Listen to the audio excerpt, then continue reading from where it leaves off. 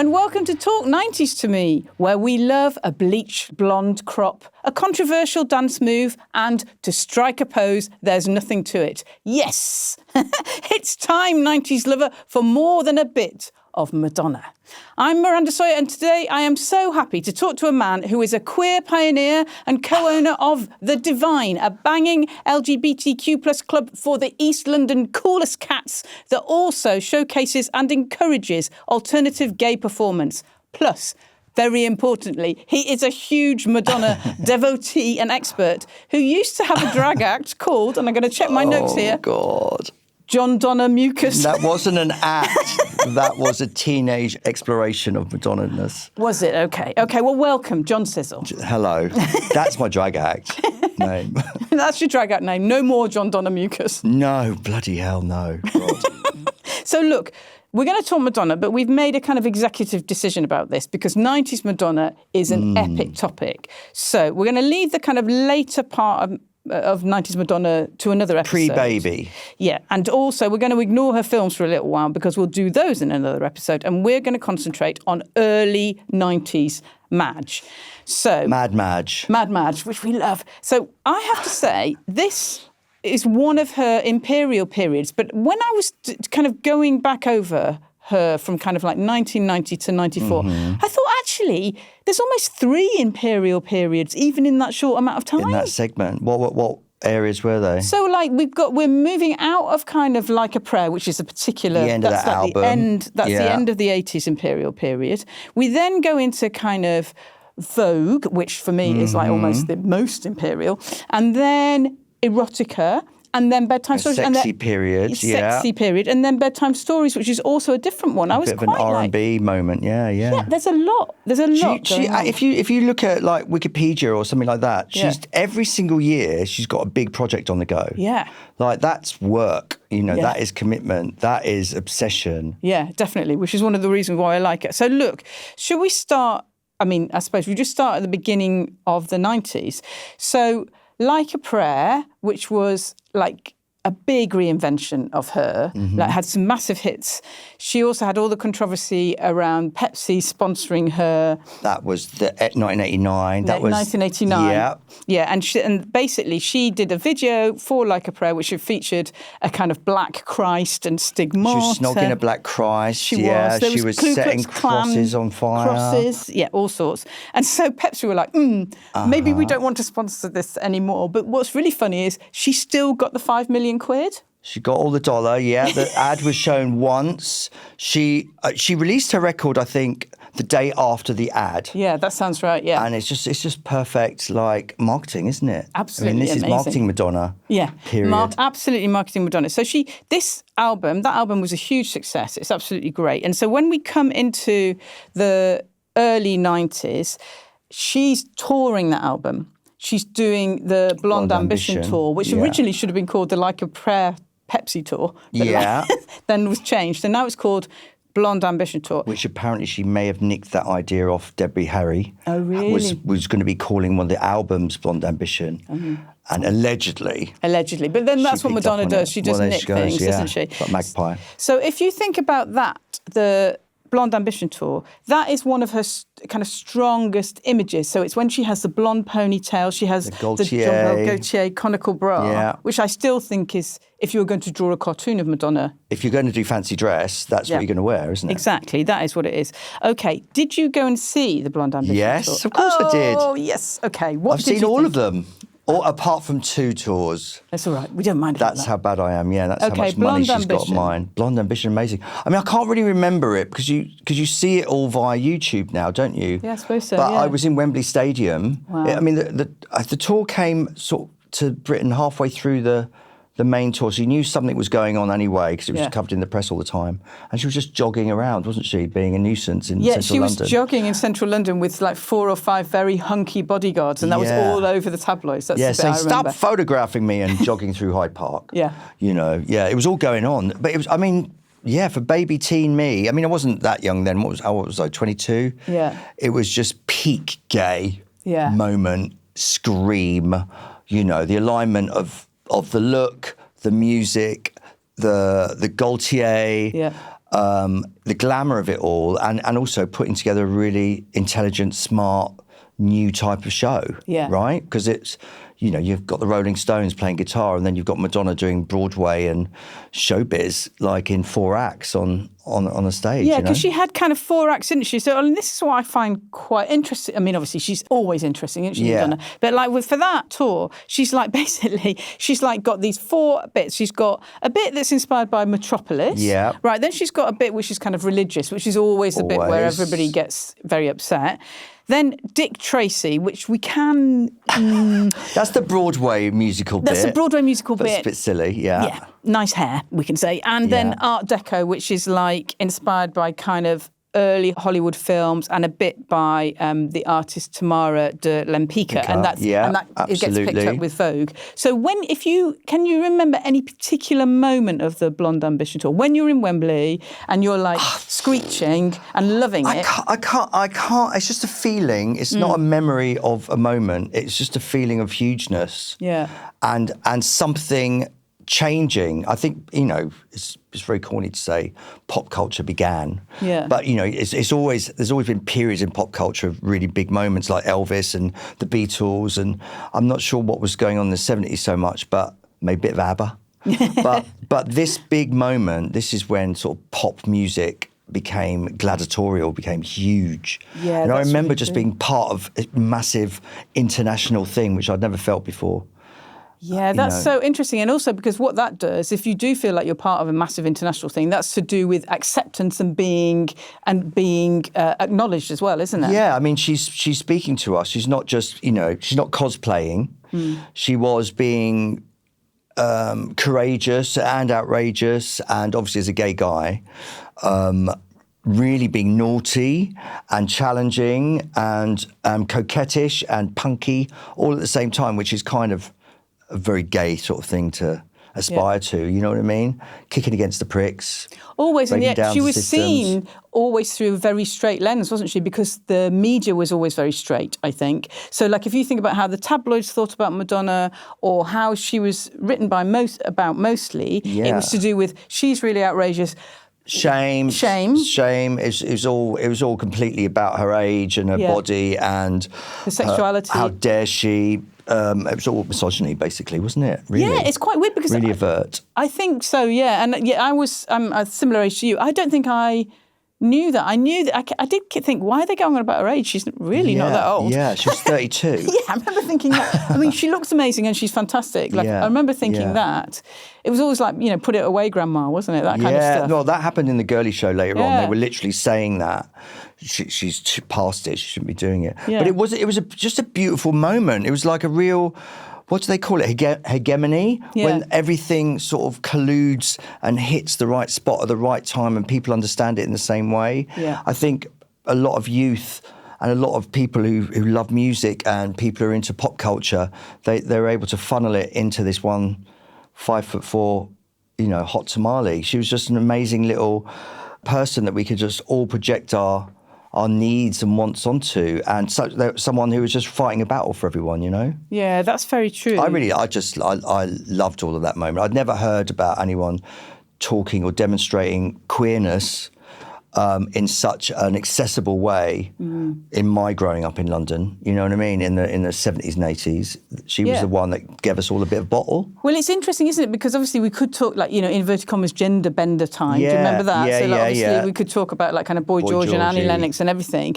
But it's such a pop, I mean, absolutely pure pop, hitting straight for the target, wasn't she? Yeah, always. and I think a lot of it is down to timing, because if you think of the invention of MTV, and she was there at the beginning of that. I mean, obviously, I don't think people would exist in the same way without MTV suddenly broadcasting all of this like foreignness into our living rooms and giving us a chance to see outside of our own little pop sphere. Like the Boy Georges and the Duran Durans, even though they were international, they felt very local. Like you knew what city they were from. Whereas this is Americanness personified, New Yorkness, you know, to be specific, coming straight in your front door. And New Yorkness was very aspirational at the time. It was still rough and ready. It was still down and dirty, and it was still very alternative. Yeah, yeah. You know, and I still got a sense of that, even though she was broadcasting a very sort of polished, glammy, like Marilyn glam. Yeah. Yeah. Okay. So for me, the 1990s Madonna proper kicks off with Vogue. Okay. Now, literally, The single. The single. I could actually talk about Vogue for the whole of this hour. Do you know where it was recorded? Apparently, she did the vocal in a closet, in, as they call it, like a wardrobe, in, I want to say Shep Pettibone's house, or it might have been Patrick Leonard's house. One or two of them. She actually went to get that vocal sound in a closet. Yeah. That's amazing. I mean, it's absolutely, it's one of the best, most perfect singles ever made. Still going. Still with the rounds. best, one of the best videos. And I was working at Smash Hits at the time. Yeah. And so we would be sent, obviously, the records, and we would be sent the videos, and we would play the videos. On the VHS? On the VHS, yeah, of course. Yeah. And I can still remember it now, us gathering around and just going, oh my God, that is amazing. Oh, it hit you, yeah, brilliant. Absolutely hit us. And it was also weirdly part of a, so it went to number one, but it was part of a kind of a series of number ones that made you feel like things were changing. And I'm just going to read them to you really quickly because I really remember it. So at the beginning of 1990, there was basically Sinead O'Connor's Nothing Compares to You. Gorgeous. Then there was Beats International, Dub Be Good to Me, Snap, The Power, Madonna, Vogue, Adamski, Killer. Fab. Then it went England... UK rave, yeah, exactly. England, New Order, World in Motion, still kind of rave. Oh, right. And then it all goes wrong because we got basically Elton John Sacrifice, Teenage Mutant Ninja Turtles, and Timmy Mallet as Bombalurina. Oh, right, okay. Well, yeah, British pop. Well, it's kind of gone full circle, hasn't it? Kiddie pop. I know. But I thought at the beginning of the 90s, everything had changed. It was all going to move. We're in a whole new world order. Yeah, no a whole chance. new world order, and it was going to be great. And Madonna was at the beginning of it, you know, at the vanguard. Okay. So it's an amazing track, but weirdly, it's kind of associated with Dick Tracy. So it's on the album, like I'm Breathless Music from and inspired by Dick Tracy, which is so weird. And also on the Immaculate Collection. It's obviously... It was going to be the B-side of Keep It Together. Yes, that's right. Which was on like a prayer album, and which is a great track and also features in the tour. It's the closing number of the tour of Blonde Ambition. But yeah, go on. So basically the reason why so Madonna just was a hit machine. She was an absolute hit machine. And then Oh Father from Like a Prayer only got to number 20. And so it's just really funny because like the Americans start panicking. They're like, oh my God, she's over. We need another single, right?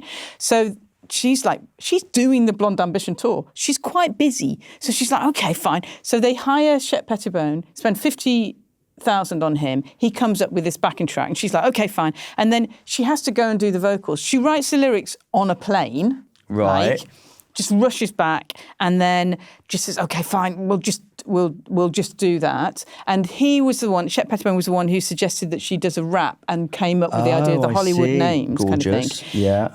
But you reckon that she was asked to do that as a session outside of the Breathless album? Yeah, a bit. So it was a bit like we need a hit, and then it was it all together. Yeah, we'll fold it all together. Right, got you. But so it's an absolutely. I mean, you know, we could. It's a bloody banger. It's a perennial. A banger. It's what's it like? I mean, like Cher's Believe is kind of doing the same sort of thing in you know, mind-numbingly. Yeah. But Vogue has a bit of modernity to it, doesn't it? It just has it's class to it. Yeah, and it's also does quite a few things. So I think it appeals to like straight women like me. Yeah. Because it's got kind of message of... Voguers. It's got a message of kind of like Hollywood glamour, but it's also literally says, you know, get up on the dance floor, which is like what I want to do. Like that's where you lose it. That's where you can be happy.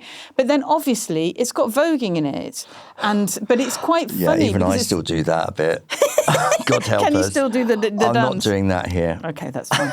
But you know, there's like there was a slight attitude of the voguing within it.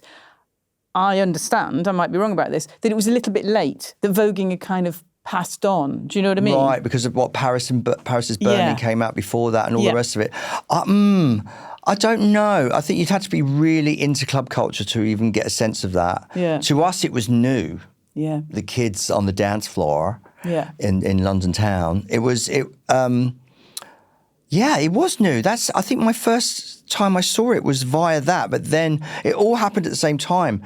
programs like Manhattan Cable were on TV that were showcasing loads of New Yorkness. Yeah. And I think there was elements of Vogue going through that. Malcolm McLaren did Deep in Vogue. Oh, yeah, I of can't remember course. the order of that. Did that come before or after Madonna? I don't know. But I think she's probably been sat on that song a good 6 months before it was released. Yeah. Do you know what I mean? And pop, and fast things move in pop. Yeah, well, definitely. And then there's obviously the really important element of it is the dancing, but also the kind of status that the dancers are given within that video. Oh, yeah, amazing. So and the tour, obviously. Yeah, in the tour as well. So and the movie. All those things. So it's essentially, it's the beginning of us getting to understand about her dancers, but they are incredibly beautiful and they are allowed to be incredibly beautiful. And leery and witchy, and as we'd say. In that Vogue video, they're just like gorgeous, stunning portraits, aren't they? Yeah, they're beautiful. They're like statues. They're like still Hollywood photographs. Exactly. They're very, very beautiful. And there's a kind of dignity that's given to them that I think is quite important. Yeah, I mean, I don't actually remember a time when gayness was photographed or queerness was photographed in such a sort of overtly celebratory, cool, classy way. Yeah. Even though all Hollywood people were probably gay at the time. We were just staring at them, didn't know it. But no, added classicism to it all. Yeah, definitely. And there's two dancers in there. The one there's a couple of dancers that I really remember, but one of them has got kind of like, he's got quite a Hispanic look. He's, they're all, me going, they're all Hispanic. Incredibly beautiful. But do you know what I mean? Like, of course he's incredibly beautiful. Anyway, his name is Jose Gutierrez Extravaganza. And he was big on the voguing scene. He was in House of Extravaganza, and they're like pioneers of voguing, right? That's right. And there's another guy called Luis Camacho who's also part of that scene. Anyway, they do this audition for this video, and the audition is so good that they get to like choreograph it all. Yeah, they had to. It wasn't supposed to be like that at all. I read all about this as well. They saved it in a way, or Madonna threw out the original choreography and went, let's do more of this. And they put that, there's a very famous like segment in it where she's like running on the spot. Oh, I love that bit. Right, okay, and they put that together in like 2 ticks. It's just amazing because they're all operating at the height of their powers, aren't they? And it was also with the choreographer of the Blonde Ambition tour, which again changed halfway through the rehearsals for that. That tour was put together in something like 10 weeks. And that changed. That is insane. Yeah, it's so mad.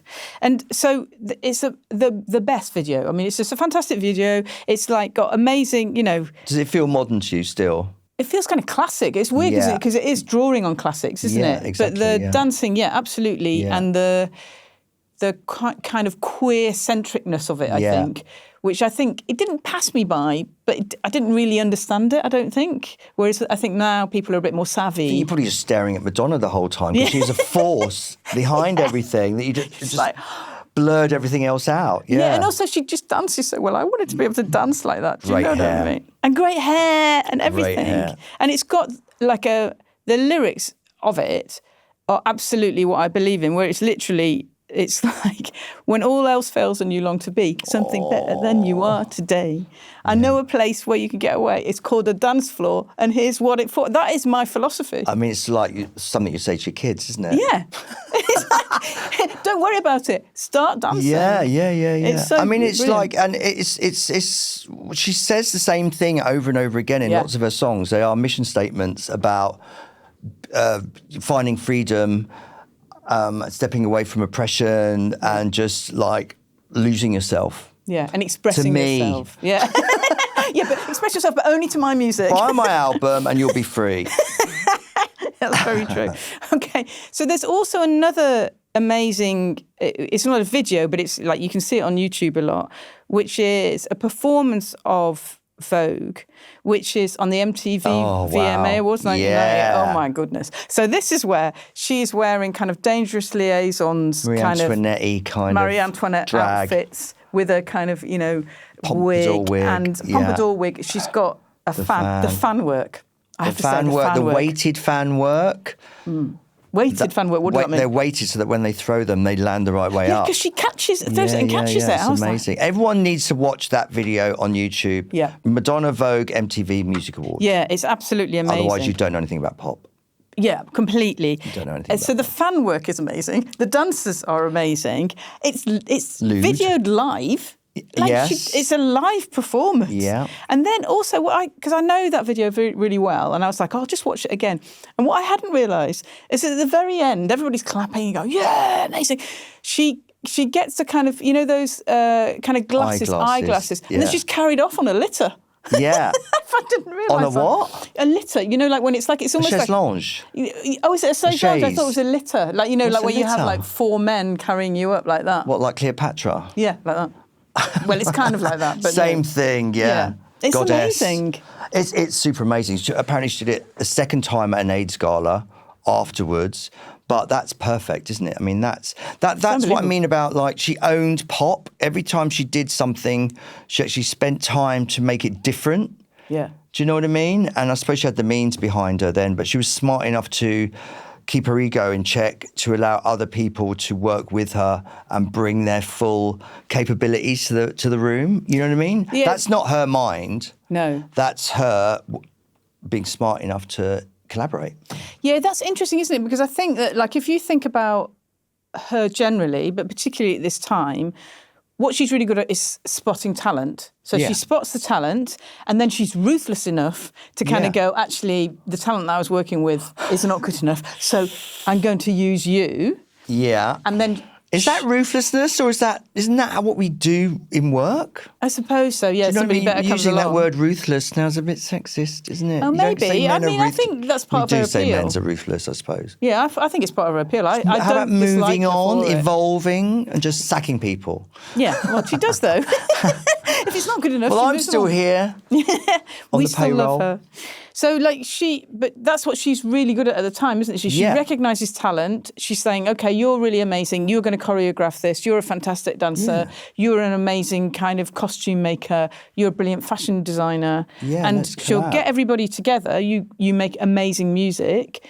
And she will have the final say. Yeah, but she's absolutely. definitely good at using because the she knows who properly. she is, and she probably knows her essence. She knows what she can carry off. Probably. I mean, she hasn't made that many missteps. No, not in at this her point. career, because like everything she does is very I wouldn't say calculated, the wrong word as well, but decided upon. Yeah. It's goes through a process where it's not random. No. You know what I mean? So I'd find that fascinating to be around, to be honest.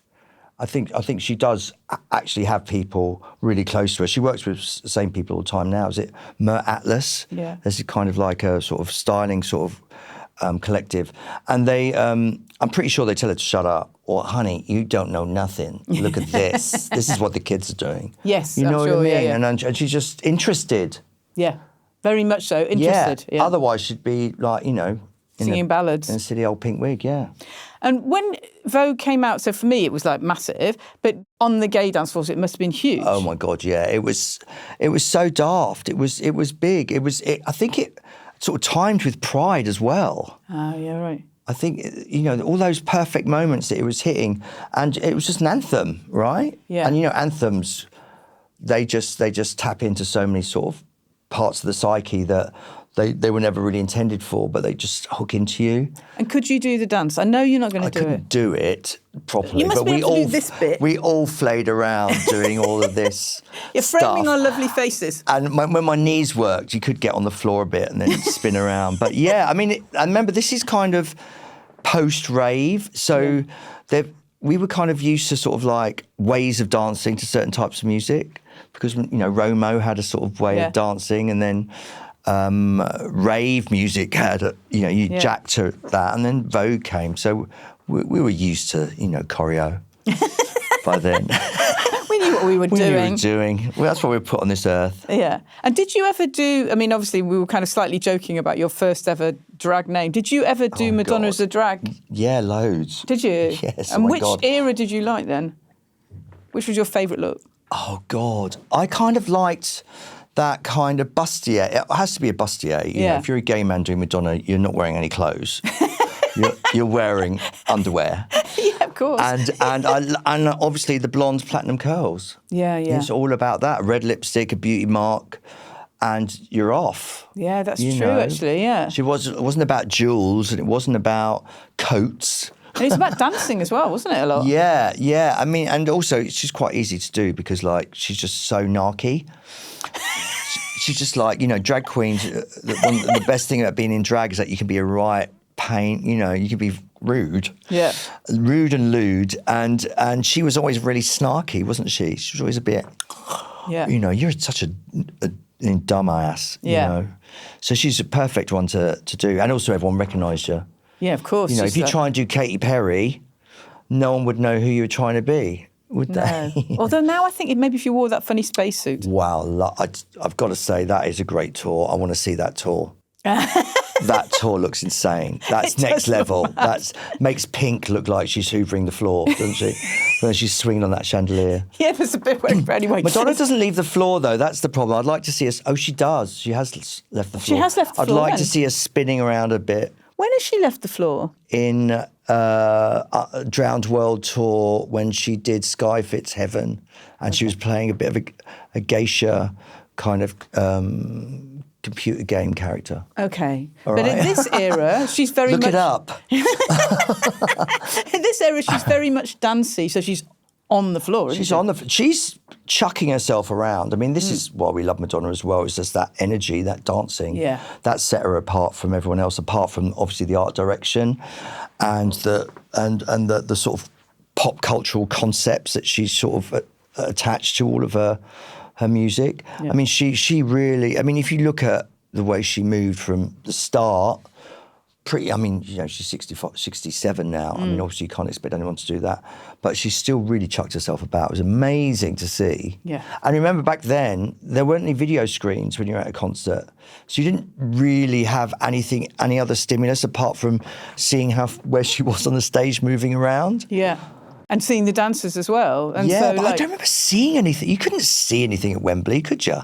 Without a screen. Funny, isn't it? Yeah. You wouldn't be able to you're participating in something you can, like, it has to be a lot of movement for you to even get it. And you're part of the audience. It's more like a sort of like a coral reef or something. It's just all bobbing along. You just, I mean, I only remember a feeling, like I said, which was just euphoria and feeling part of a shift and part of an energy. Yeah. Yeah, amazing. Naughty energy. A naughty energy.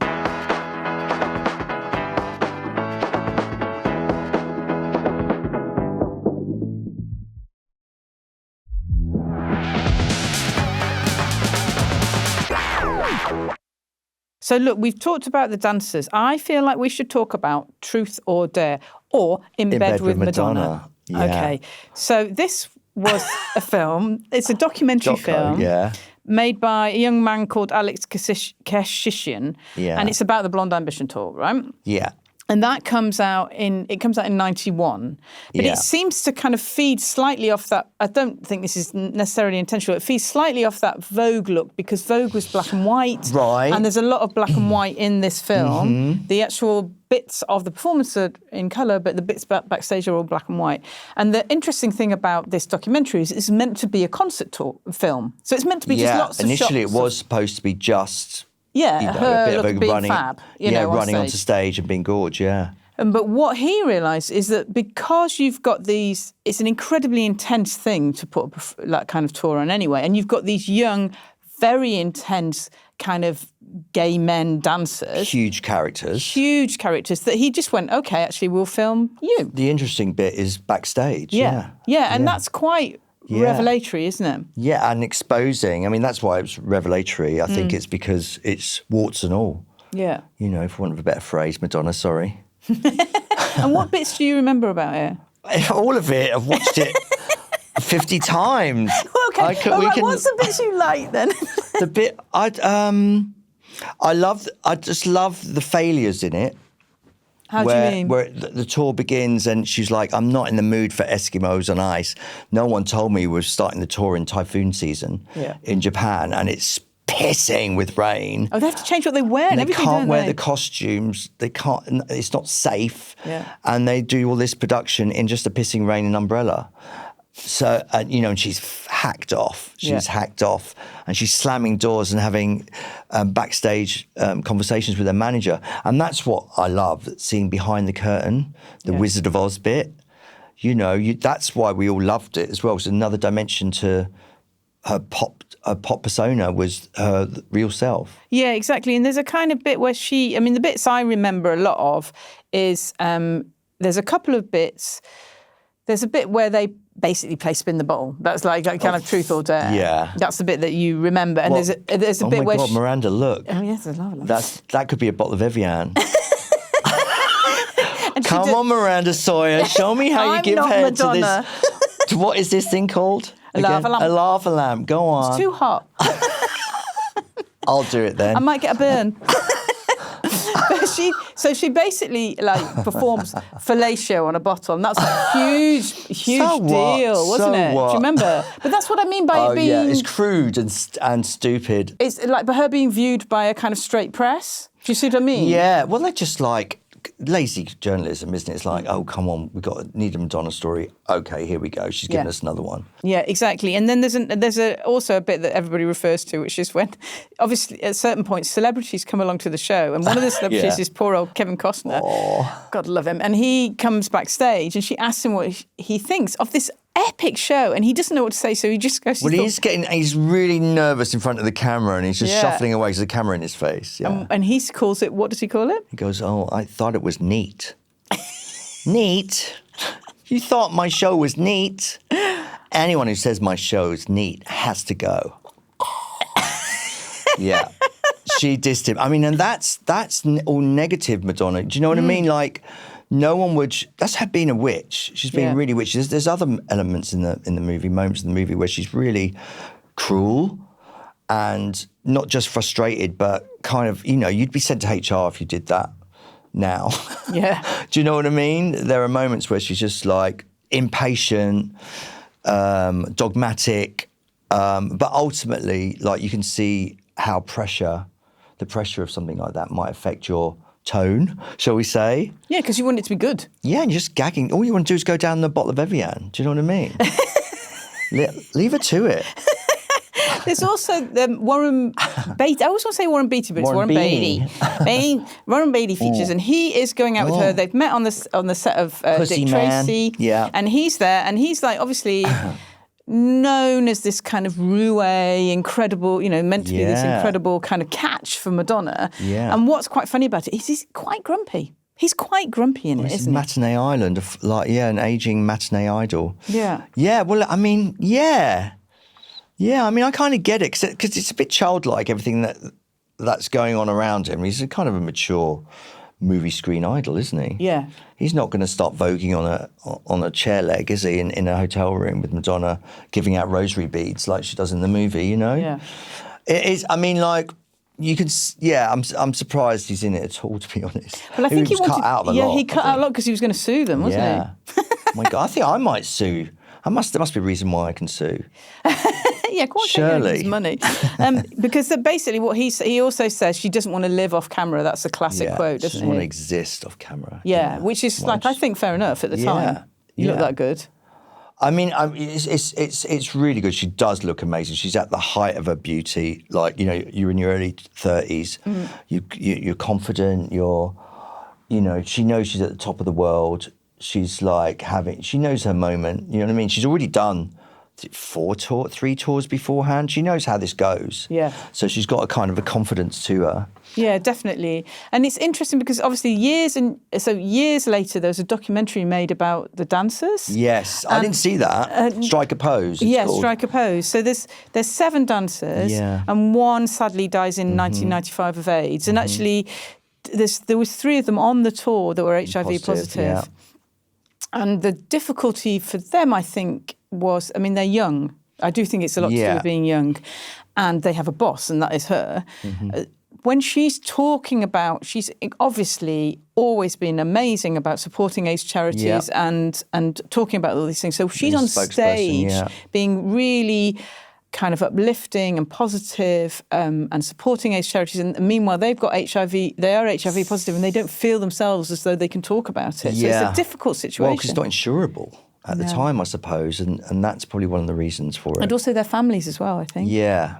they may. I don't know. Did they say if they talked about it with each other, or they're just all complete fear of exposure at the time? I think fear of exposure. I think some of them have kind of religious backgrounds that makes it difficult, and actually they weren't even all out. No, they weren't even all out. One of them, even in the Strike a Pose documentary, which was made years and years and years later, he literally hadn't told his mum at that point that he was HIV positive, and obviously now it can be managed and it's completely fine. But he hadn't ever told her, so he had to tell her before that documentary came out, which came in the 2020s. So there's a kind of what she's trying to do, which is incredibly positive, is remove stigma. Yeah. But it doesn't mean that you don't live with stigma yourself. No, exactly. I mean, I'm HIV positive, so I know all about that, and I think that's, again, taking it back to the time. And 1990, I mean, talking about HIV and just seeing a kind of a lightness amongst the queer community on the big screen was so positive. A lot of our culture at the time in the UK especially was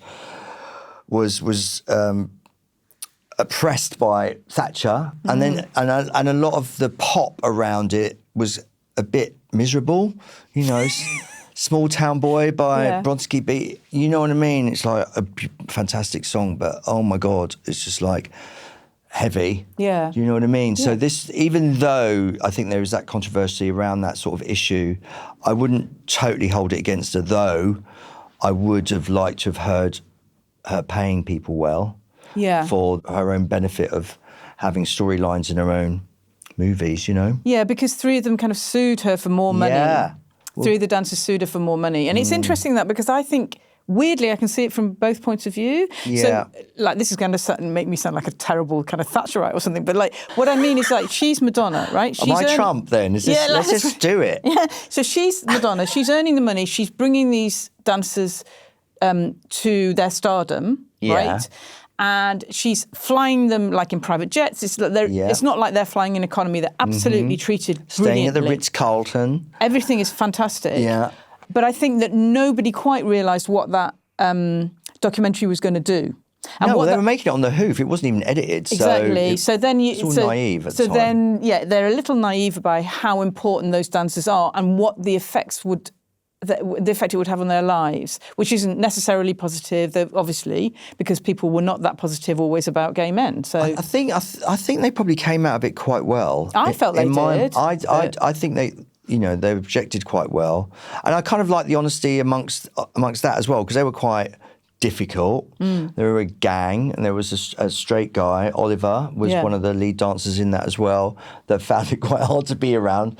But it was quite nice for it to be sort of a queer-dominated tour for once in the history of massive major tours, and not like a hairy rock male-dominated kind of version. Yeah, not Spinal Tap. Yeah, but just showed that queers can be kind of cutting and hard and not a pushover. Yeah. Do you know what I mean? I kind of like that strength. There was a stealthness to it. Yeah, definitely. Anyway, we could talk, to be honest, we could talk about it. We're banging on a bit. Right, we're at 1991. We've not done very well, have we? How long is this? Literally 1991. Podcast weekend. Welcome to the Madonna-thon. Yeah, we can always do Madonna-thon. Anyway, at this point, she literally goes to the Oscars with Michael Jackson, but we're going to move past that. She drives him, which doesn't Can I really just say one thing about that? She was recording a duet with him called In the Closet. But he wouldn't push it. She was going, right, if we're going to do this, let's do it. Michael, we can have some fun with this. And he wasn't playing games. It wasn't funny for him. No, and she just walked out. Yeah, fair enough. I can't believe that she tongued him. Yeah, she did. They snogged, didn't they? I can't believe that. After the Oscars, I think she just thought, oh, well, I'm in my lovely dress. I've taken you on a date. Where's the camera? Yeah, I don't think it happened unless it was filmed. Wow. Have to prove it. Yeah, maybe, yeah. No pictures, we don't believe it. Okay, October the 21st, 1992, and we are getting to this book here. Pick it sex. Up. To the sex book. Oh, my God. Dun, dun, dun, dun, dun. So John has bought his copy. I did have a copy, and God knows where mine went. I just don't know. This was my sister brought me this for Christmas. What a great thing. I think that was like 80 quid at the time. It was quite a lot of money. That's a lot of dollars. Is that like 200 quid now? More than that, 250. I actually thought I might buy one for myself. It's filth. I need to wipe it down. Okay, so this is a bunch of brilliant. Your face. Okay, what are we looking at now, John? Just You've got to describe it. BDSM Madonna. She's in probably a real S&M dungeon, probably a queer club in New York, in the Meatpacker district back in the day. She pretending to be a gay man. Yeah. Basically, there's quite a lot of bondagey. She's in a sling. She's like, she's got all the costume on. She looks great, actually. I don't know if that's the same as a straight version of a dungeon. I think the women are probably a bit more dollied up. Yeah, I mean, there's a lot of strength in her posing, isn't there? It's very gay coded. It's not even coded, is it? It's just very gay. Well, no, she's rimming someone here. She's rimming Tony Ward, I reckon. Yeah. She's aesthetically rimming him. God, she beat us to it. Mm. And then she's just doing lots of naughty things in fabulous places. Yeah, Miami a lot, New York. Lots of that. Lots of freeways. Yeah, so some of the there's lots of photos in here that I like. It's obviously very staged, incredibly beautiful, quite fashion. Hold on, is this before? This is after the album, right? It's just at the same time as Erotica. All at once. Yeah, all at once. What a saturation. Absolutely. So, when this book comes out, it's the bestseller, despite its price, which is quite high. It's a bestseller for 3 weeks. It goes on to sell more than 1.5 million copies worldwide. It is the best and fastest selling coffee table book ever. With the worst prose in the history of porn. So, do women use the word pussy this way? Yeah, so I love my pussy. So the photographs are by Stephen Meisel and they're really beautiful, but her pussy looks in it, fantastic. Yeah, her writing in it is just terrible. She kind of takes on this persona, doesn't she, of someone called Dita, and it's like really rubbish. Do me a favour, yeah. Terrible fantasies. Do me a favour, absolutely, yeah. I mean, again, I applaud it as a piece of marketing and just another sort of thing for us to buy and absorb for another period until some music comes out. Yeah, I do think that. I have to say, it's not bound very well, is it, really? Not really. And maybe it's supposed to fall apart and stab you in the pussy. Maybe meant to be hit on the bottom by the kind of metal cover. I mean, for chopping lines on, really, isn't it? I suppose so, yeah. That's what I did in the 90s. There's a few characters in there that I think are quite... So other people that feature... Oh, God, okay, there's Isabella Rossellini, who looks fantastic. In the Leslie bit. She's been a bit of a les. It's so gorgeous. Yeah. Like, basically, where Madonna's being cuddled by her, and that's adorable. There is also Vanilla Ice, who apparently she went out with. I have to say, I don't find him very sexy. His hair is just terrible. He's got a brilliant jawline. He's got a lovely jawline. But he's a gimp. Yeah, he's a gimp. I think everything is ruined by his hair. Then there's also Big Daddy... And his brain, don't forget. There's that too. But Big Daddy Kane, who looks very uncomfortable. Yeah. He does not look... I don't know how he got there. I mean, he's a big rapper, right? What was he from? Public Enemy? No, he was like... he is his own person, but he is he just looks really uncomfy. He looks to me like somebody said this will be sexy. And then obviously it's not that sexy having your photograph taken in that environment. He doesn't look very up for it. Him and they all look like they've been spiked in Margate, and they're just dancing around outside the sun deck and with kids watching them eating pizza. It's just all a bit weird. Yeah. I mean, there's some great pictures of her in the surf, and there's some interesting stuff with her and Naomi with the suntan lotion. Yeah. The squirting of all of that. But yeah, there are... I don't know. We could edit. Maybe that's why it's ring bound, so you could edit. You could take the bits out. Tear out the pages. And the ones you didn't like. Yeah. But there's also one of the ones I like is she's hitchhiking naked in Miami. That's the best. With the banging bod. Yeah. And being outrageous again, how do you even think of that? You just think, hey, take your coat off, Madonna. We're getting on the freeway. We're just going to skateboard over there with Vanilla Ice. It's going to be great. You can't line bike it. No, you definitely can't. So, I did a bit of more investigation about this book, right? And then in 2023, Christie's sold originals of 42 of the photos. Oh, yeah, I saw that, yeah. Yeah, so... Was that a fundraising thing again? It was a fundraising thing for Raising Malawi. But the thing I thought was interesting is that... So it's a selection of the photos, not all of them. Yeah. But it does include the hitchhiking one. A lot of the photos don't make the guide price, which I'm really shocked by. What sort of levels are they at? They're like 50 grand. I know. 50K? Yeah. Oh, they're big They're prices. big money. And they're large format prints. Yeah, and they're proper. The one that makes more than that it kind of thought it would go for is her it's just a close up of her face, and it's kind of dappled with the gauze, through a wicker chair. Through a wicker chair. Really? That made more money than it was meant to. That sold for like over $100,000. What? I know. Who's the photographer again? Stephen Meisel. Wow, that could have been any period in her whole career. I'm saying. Is that because it's resellable? I don't know. Pussy. Yeah, maybe. Yeah, it's some kind of, straight tech bro, isn't it? Nah, they'd have got the nakedy ones, wouldn't they? Maybe. Do you think? I don't know. But it's quite I'm not weird. really in the market for nudes. No. Listen to me, I'm so bourgeois now. I don't want those. Yeah, I just don't want that proper nudes. I want the one with the dappled lighting. Yeah. Yeah, exactly. So it's cute though. So it's kind of an amazing artifact, isn't it? It is. I mean, it's a one-off. No one else has done that. No. Have they? I don't think so. Not Katy with such Perry's success. in space. Where's Christina Aguilera's like hitting the rosé? Yeah. Britney, let's move on. No, there's no one who's done it. I mean, this is the thing. She's sort of like not reinvented, just gone on her own path of what it is to be a cultural explorer. I don't know, what do we call her? She's not just a pop star. No, what would you say her job is? Well, also that point there, the point is to... Provocateur? Provocateur, yeah. It's provocateur to outrage, Pussy magnet. Or magnet pussy. So she brings that out, and then she also brings out Erotica, which is the album. Fab album, FYI. Fab album. She's funny because in my head it wasn't that good. The single's great. Yeah. The mixes are amazing. Yeah, and there's also, just before that, there's Justify My Love.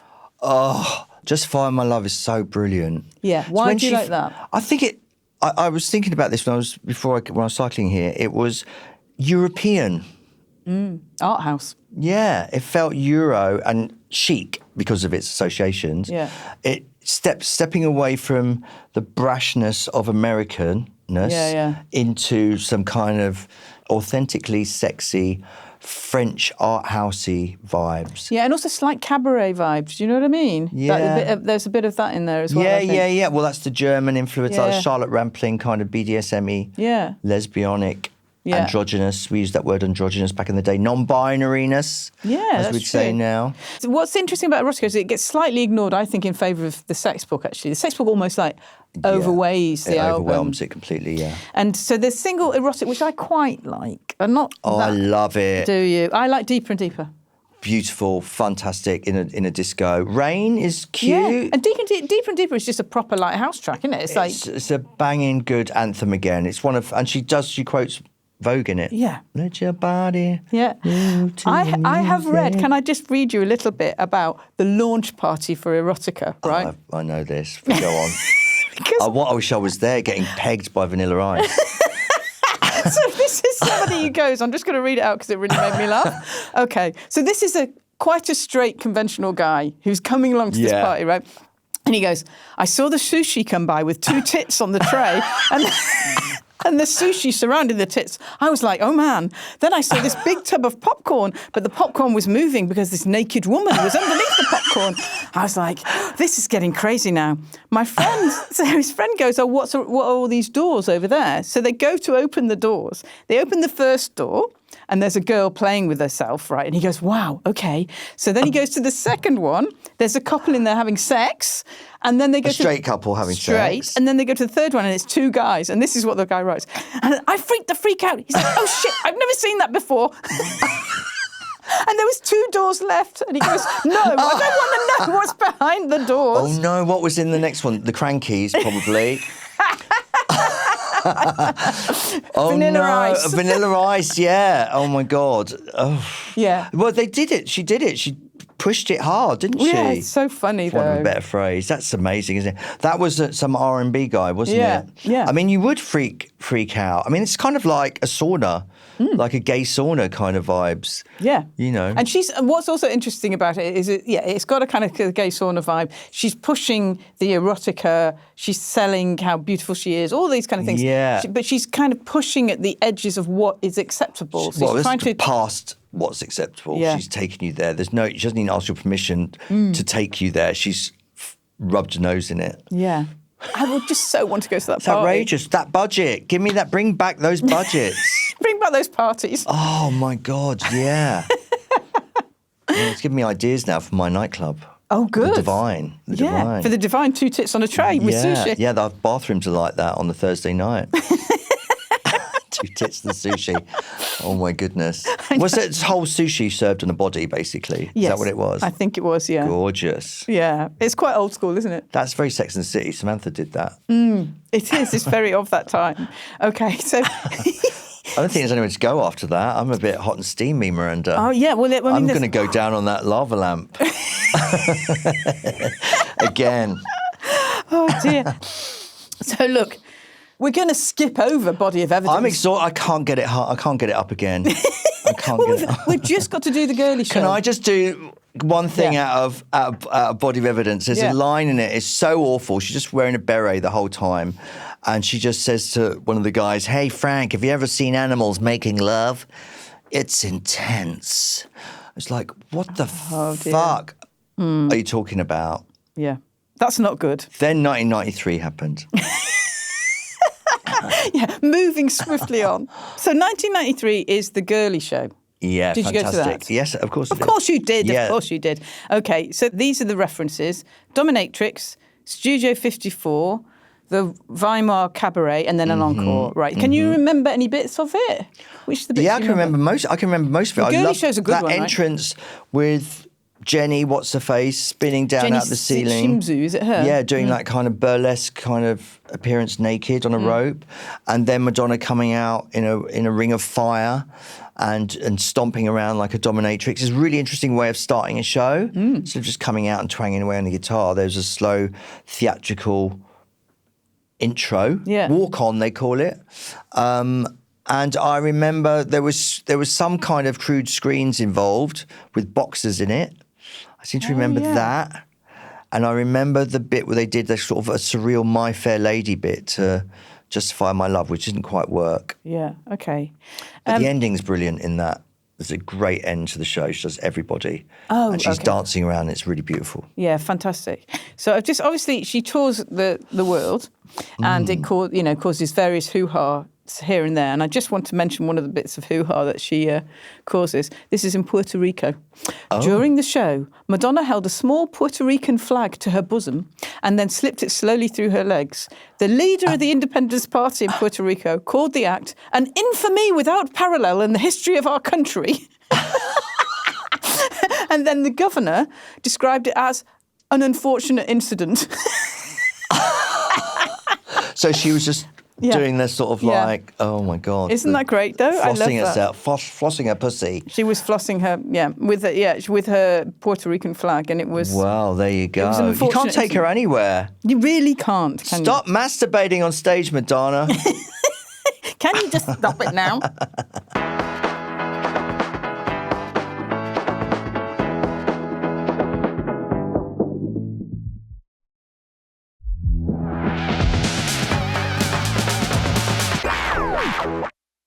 So Bedtime Stories, for me, I think, is slightly overlooked in the Madonna canon.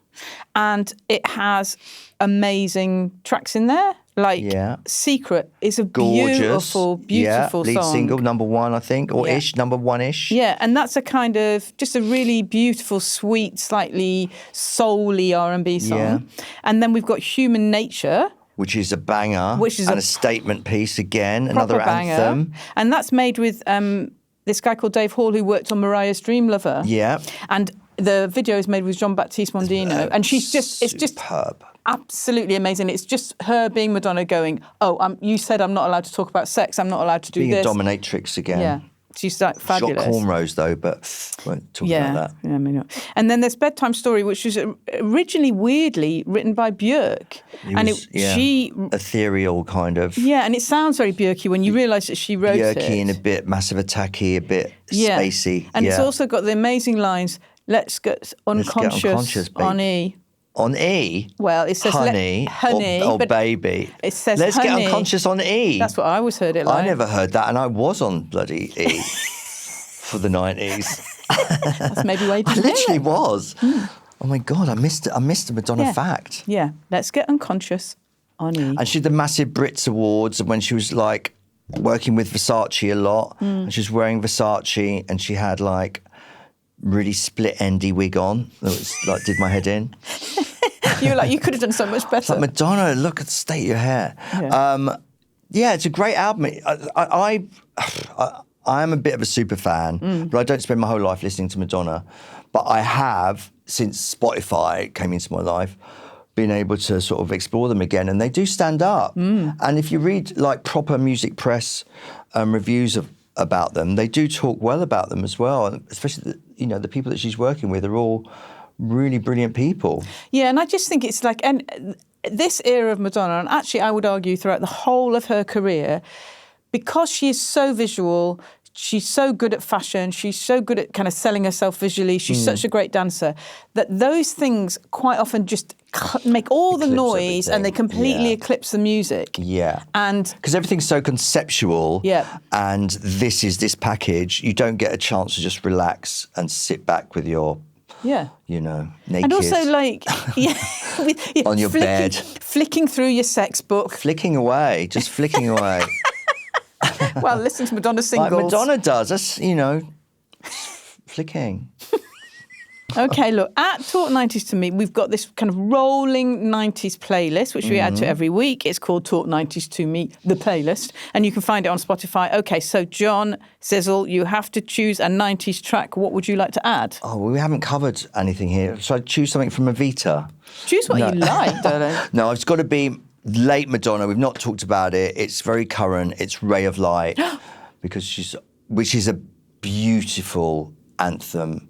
It really is joyous, and it is otherworldly. I don't think it sounds like anything, and it's just so fast and bright, and it sort of welcomes the new millennium in a way, and it feels like the turn of the century. Yeah, I think. It's amazing, isn't it? It's another imperial time. Well, there you go. I know. I'm exhausted now just thinking about what I've had to do, what I've had to keep up with as a fan. Yeah, no, it's hard work. It's such hard work. It's coming back as well. We've got Confessions 2 on the way. So my goodness. I'll see you soon. Yeah. Okay, that was Talk 90s to Me featuring the brilliant and amazing John Sizzle. Please, if you like a good time, why not go to the Divine? That's what I'm saying. My venue, come to the Divine. Let's Vogue. Let's Vogue, indeed. And if you want more 90s nonsense, I've written a book called Uncommon People, Britpop and Beyond in 20 songs, which doesn't feature Madonna, but that's only because I couldn't get the editors to stretch Britpop that far. Don't forget to follow us on Instagram and Blue Sky. Like and subscribe the podcast wherever you get your podcasts, and keep your eyes open for some 90s nonsense that you can contribute to. See you next time.